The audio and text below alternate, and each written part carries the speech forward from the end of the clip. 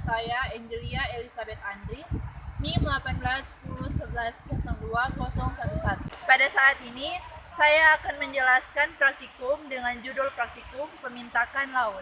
Tujuan dari praktikum kali ini yaitu mahasiswa dapat membandingkan mintakan laut secara vertikal maupun secara horizontal.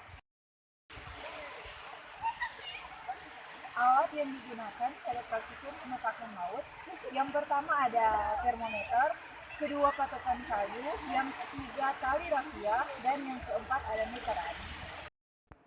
Berikut ini merupakan tabel dari hasil yang didapatkan pada saat melakukan praktikum. Pada praktikum kali ini membahas mengenai pemintakan laut, di mana terbagi atas 3 daerah, yaitu daerah supratidal, intertidal, dan subtidal.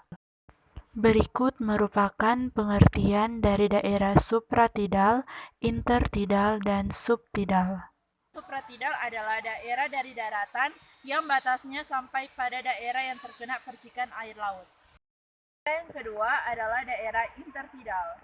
Daerah intertidal dimulai daripada daerah batas yang terkena percikan air laut sampai pada batas yang pasang surut air laut.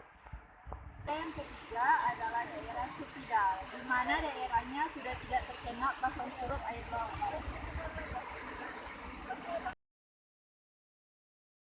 Ini merupakan gambar yang dilakukan pada saat praktikum.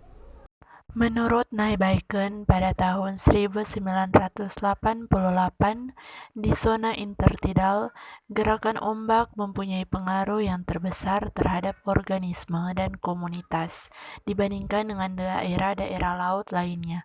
Aktivitas ombak mempengaruhi kehidupan pantai secara langsung dengan 2 cara utama.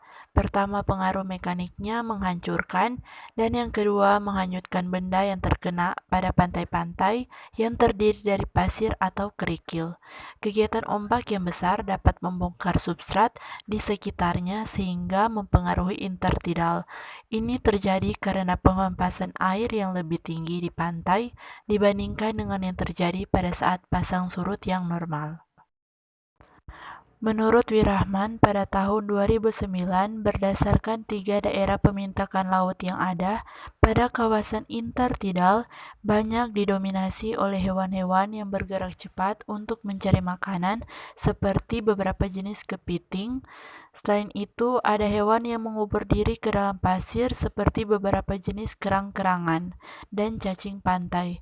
Pada kasus zona intertidal, hewan-hewan yang membenamkan diri pada pasir lebih banyak dijumpai dibandingkan dengan daerah subtidal yang didominasi oleh hewan-hewan kecil yang hidup di atas permukaan pasir. Hasil pengukuran dari daerah supratidal sampai daerah intertidal yakni sepanjang 27 cm. Berdasarkan hasil yang ada, dapat disimpulkan bahwa pemintakan laut terbagi atas 3 zona, yakni zona supratidal, intertidal, dan subtidal. Faktor yang mempengaruhi pada setiap daerah tersebut yaitu faktor fisik, meliputi suhu, kecerahan, dan substrat. Faktor kimia meliputi pH dan salinitas.